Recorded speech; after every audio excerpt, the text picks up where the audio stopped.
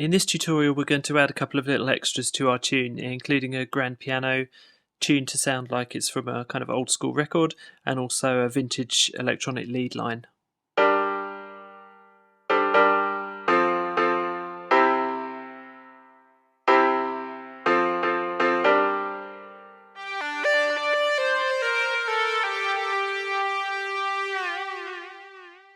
We're going to process the piano patch in quite a distinctive way, so we'll load up a new instance of Alchemy CM on a new MIDI track,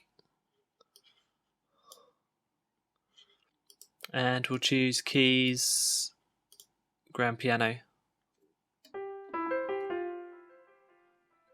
This is okay, it's got quite a spacey effect and too much delay really, so we'll turn the delay mix all the way down and we'll just up the release to about 70%, which gives the notes a bit longer to decay. And we're going to use that with two different piano riffs. The first is piano.mid in the MIDI parts and samples folder, and the second we're going to use is actually the string line again. That will crop up in the second part of our tune. Let's take a listen.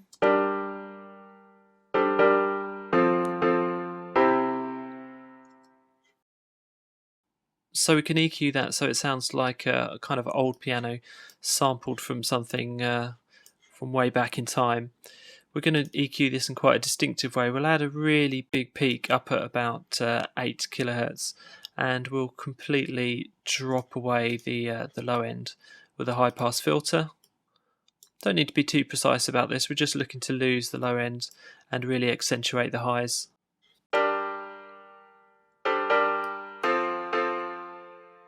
We'll also add an instance of Saxon CM and just push the gain on that slightly to 4 dB. We'll also change the high pass filter to 400 Hz to scoop out some more of those low frequencies.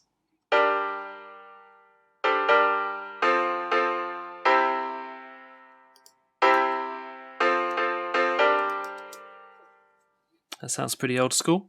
The second thing we're going to do is add a vintage electronic lead line using an instrument from the CM Studio that we've not used so far. It's a PolyKB 2 CM. We'll add a new MIDI track and we'll drag our part on its glide.mid.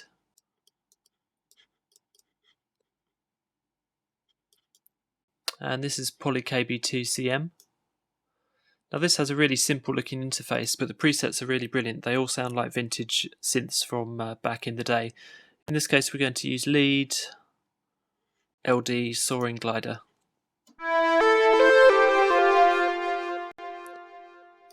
It's got a nice kind of swoop to it, the sound. Just bring the levels on that down slightly. We'll add Saxon CM again. And we'll drop the gain to -3. We'll set the high pass to 750 Hz. We'll also enable the tighter 12 dB mode, which will drop off more of the low frequencies. The low pass we'll set to 16K. Just thins out the sound a bit, makes it sound a bit more realistic, and it will fit in the mix much better like that.